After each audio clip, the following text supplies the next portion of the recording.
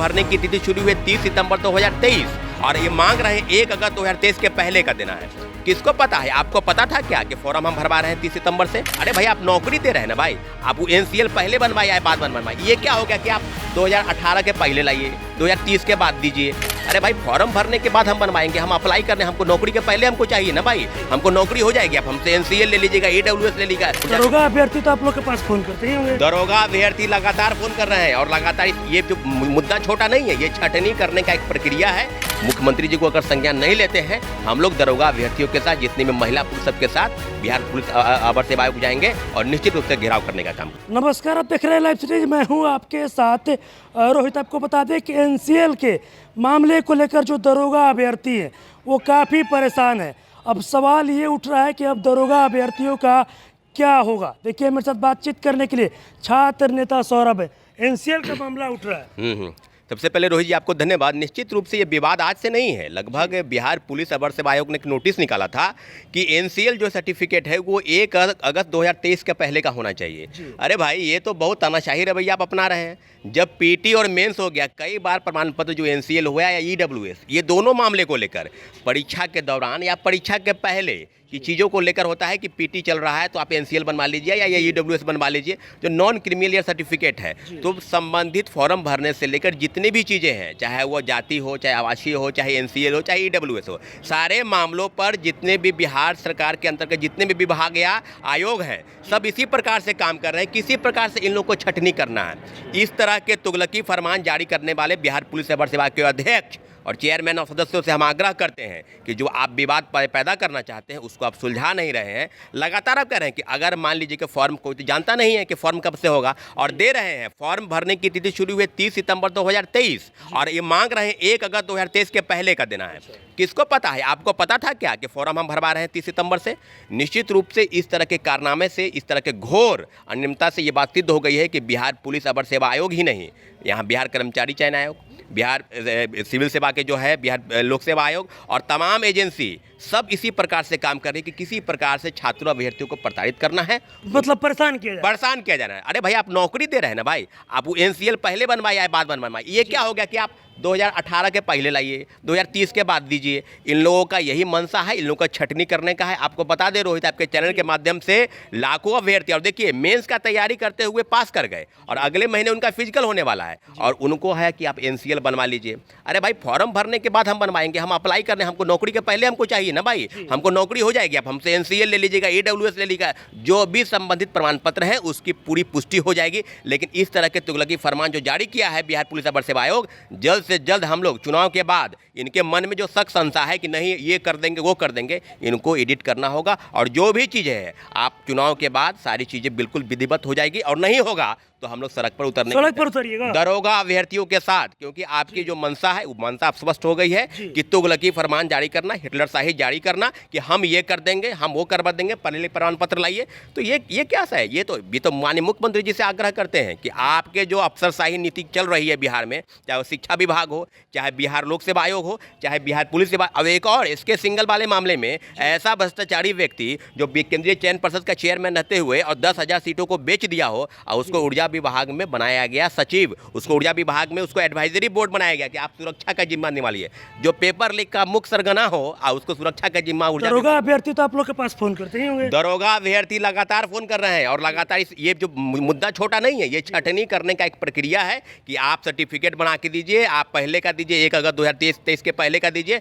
निश्चित रूप से इस तरह के तुगलकी फरमान को जल्द से जल्द वापस ले। अगर वापस आप नहीं लेते हैं, अभी हाल में ही हम मांग करते हैं कि बहुत जल्द वापस लेना होगा, क्योंकि लोकसभा के आम चुनाव हो रहे हैं। विभाग आयोग तो काम कर रहा है अपना, परीक्षाएं भी आप बता रहे हैं कि बीपीएससी की टीआर 3 की परीक्षा होने वाली है, दरोगा की जो है फिजिकल होने वाली है। सारी चीज़ों पर आप समझ लीजिए कि सारे मामलों पर हम लोग बिल्कुल संज्ञान में है। मुख्यमंत्री जी को अगर संज्ञान नहीं लेते हैं, हम लोग दरोगा अभ्यर्थियों के साथ, जितने में महिला पुरुष सबके साथ बिहार पुलिस अवर सेवा आयोग जाएंगे और निश्चित रूप से घेराव करने का काम घेराव भी कीजिएगा। घेराव करेंगे, इसलिए घेराव करेंगे क्योंकि इस तरह के तुगलकी फरमान को आपने वापस नहीं लिया है। आप एन प्रकरण अभ्यर्थियों के साथ उनकी मानसिक प्रताड़ना, उनके मेरिट के साथ खिलवाड़ और संबंधित प्रमाण पत्र कैसे है आप बना रहे हैं, कैसे गलत या सही तो बात की चीज़ है। आप कह रहे हैं कि पहले का हमको दे दीजिए, पहले का नहीं, पीटी के मेंस के बाद या सर्टिफिकेट वेरिफिकेशन के पहले या उस समय तक ये मांगा जाता है। लेकिन पहली छात्र नेता सौरभ दरोगा अभ्यर्थियों के हक में सड़क पर उतरेंगे। मैं आपके चैनल के माध्यम से हम आह्वान करते हैं कि जल्द से जल्द एनसीएल और ईडब्ल्यूएस प्रमाण पत्र की जो तिथि है उसको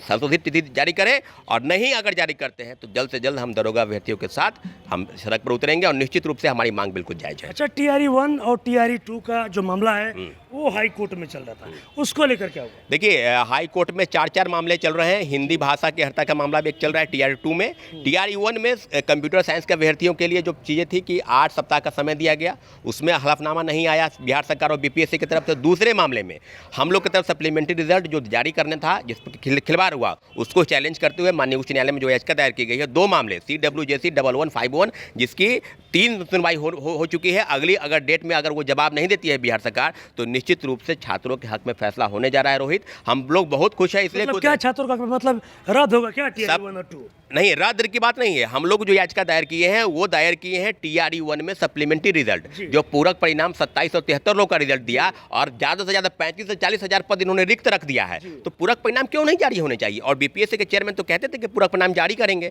तो ये जो खाना पूर्ति हुआ, जो वादा खिलाफी हुआ, इसके लिए हम लोगों ने माननीय उच्च न्यायालय में एक और मामला CWJC 2337, इस मामले में एक सुनवाई होने वाली है। अगली सुनवाई 19 जून को होगी। निश्चित रूप से सब मामलों पर हम संज्ञान में हैं, और आने वाले समय में सप्लीमेंट्री रिजल्ट सरकार से नहीं मिला, सरकार ने हम लोग के खिलाफ वादा खिलाफी किया, हम लोग माननीय उच्च न्यायालय इसलिए गए क्योंकि हम लोग समझ चुके हैं कि ना NDA की सरकार न महागठबंधन की सरकार, हम लोग को अगर न्याय मिलेगा तो माननीय उच्च न्यायालय। मतलब कोई नहीं सुनने वाला है? कोई नहीं। सब हाई कोर्ट से राहत मिलेगा अभ्यर्थियों को? हाई कोर्ट से ही राहत मिलने जा रहा है। आपको याद होगा 2016 के मामले में जो पैसा लेकर पश्चिम बंगाल सरकार में ममता बनर्जी की सरकार ने लोगों को बहाली किया, और आज 8 वर्षों के बाद उसको पद से हटाया गया। साढ़े 13,000 लोग वहाँ, 26,500 लोग थे वहाँ पर, और निश्चित रूप से सब लोग को भी पैसा ही नहीं, वेतन वापस ही नहीं करना है, सबको इंटरेस्ट सहित पैसा वापस करना है। तो हम तो यही कहेंगे माननीय उच्च न्यायालय से, यहाँ तो लेना है आपको। उदाहरण तो पश्चिम बंगाल का लीजिए, जिन्होंने 26,000 शिक्षकों की नियुक्ति की प्रक्रिया को रद्द की है, और हम लोग रद्द की तरफ भी बढ़ेंगे। ये जो घेल मेल चल रहा था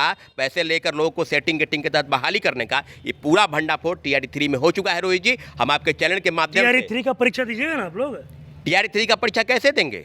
परीक्षा डेट निकल रहा है, परीक्षा देना होगा। परीक्षा हम लोग तब देंगे जब BPSC पर पूरी जांच, आर्थिक अपराध इकाई जो जांच कर रही है, दूध का दूध और पानी का पानी करे, भंडाफोड़ करे और बताए कि किस नेता के साथ साठगांठ हुआ, किस कोचिंग माफिया के साथ साठगांठ हुआ, और कोई बड़े बड़े जो रैकेट में शामिल हैं, आप बताइए। वही BPSC जो प्रश्न पत्र लीक करा दे, वही नोटिस निकाल दे कि हम परीक्षा लेने जा रहे हैं। BPSC को चुल्लू भर शर्म से डूब जाना चाहिए। आपके अंदर के भ्रष्टाचारी में लिप्त व्यक्ति, पूर्व चेयरमैन अतुल प्रसाद हो या वर्तमान चेयरमैन, सब लोग धांधली में लिप्त हैं। पैसे लेकर लोगों को बहाली किया, प्रश्न पत्र प्रिंटिंग प्रेस में छपने से पहले इन लोगों के पास पहुंचाया गया। हजारीबाग से 270 लोग की गिरफ्तारी, उसके बाद 5 लोगों की गिरफ्तारी उज्जैन से, और उसके बाद 9 लोगों की गिरफ्तारी पटना से। सब मामले अब सामने आ गए हैं कि TRE 1 और TRE 2 दोनों में बड़े पैमाने पर प्रश्न पत्र उन लोगों को मुहैया कराया गया, और मेरिट के नाम पर जो खिलवाड़ अतुल प्रसाद जी और KK पाठक ने किया है, ये घोर निंदनीय है, बहुत शर्मनाक है। इससे बिहार की शिक्षा व्यवस्था नहीं बदलने वाली। मतलब निष्पक्षता से अगर जांच नहीं होगी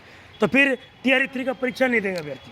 अभ्यर्थी परीक्षा देंगे, अभ्यर्थी ये मानते हैं कि परीक्षा देंगे तभी तो बहाली होगी, परंतु ऐसी प्रक्रिया जिसमें पैसा देकर लोगों के बहाली की पूरा भंडाफोड़ हो चुका है, इस परीक्षा से क्या मतलब है? जब आप पैसा लेना चाहते हैं तो आप क्लियर बताइए। इस परीक्षा से इधर मुख्यमंत्री जी को संज्ञान लेना चाहिए, लेकिन यहाँ से मुख्यमंत्री जी को कुछ पता ही नहीं चलता है। TRE 1 में खेल हो गया, TRE 2 में खेल हो गया, अब भंडाफोड़ हो चुका है। तब कह रहे एक से एक सेटिंग हुआ है। BPSC अब ये नहीं कहेगी कि हम बेहतर परीक्षा लेंगे। BPSC की सारी परीक्षाओं में सेटिंग गेटिंग हो चुका है। पैसा देकर लोग 8 लाख, 10 लाख, 12 लाख, 14 लाख देकर लोग बहाल हुए, और आज जब फर्जी प्रमाण पत्र लोग पकड़ा रहे हैं, कभी अररिया से पकड़ा जा रहा है, कभी मुजफ्फरपुर से पकड़ा जा रहा है। क्यों? इसलिए कि वही चीज़ हम कहना चाहते हैं कि फर्जी प्रमाण पत्र के आधार पर लोगों की नियुक्ति हुई है, और प्रश्न पत्र, जिनको प्रश्न पत्र मिल गया वो प्रश्न पढ़ के रट के आ गए, और जिनको नहीं मिला वो माल दे के उगाही करके पैसा में शामिल हो गए। अतुल प्रसाद जी पर जल्द से जल्द अतुल प्रसाद को गिरफ्तार कर, जो ट्वीट करते थे ना कि हम आए हैं तूफान से कश्ती निकाल कर, आप क्वेश्चन सेंटर रख लो, इसको संभाल कर रट के आना। उत्तर प्रदेश, झारखंड, हरियाणा, पंजाब, दिल्ली से ट्रेन में आना, या मौसम खराब हो गया तो हिंदी भाषा की हत्या को समाप्त कर दिया। वाह, बहुत खेला खेल रहे हैं। 3.5 करोड़ जो रुपया लिए लोगों से, उस पर जवाब नहीं।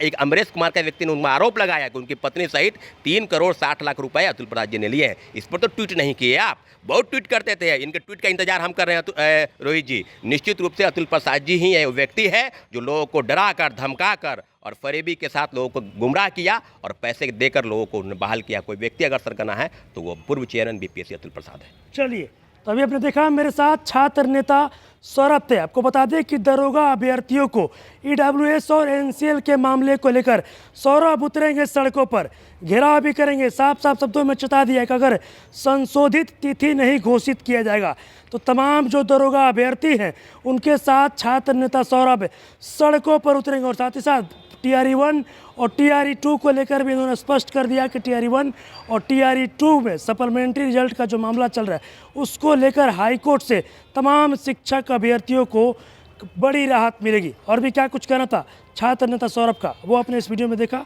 बस इसी तरह की तमाम खबरों के साथ आप मेरे साथ जुड़े रहें। तब तक के लिए धन्यवाद।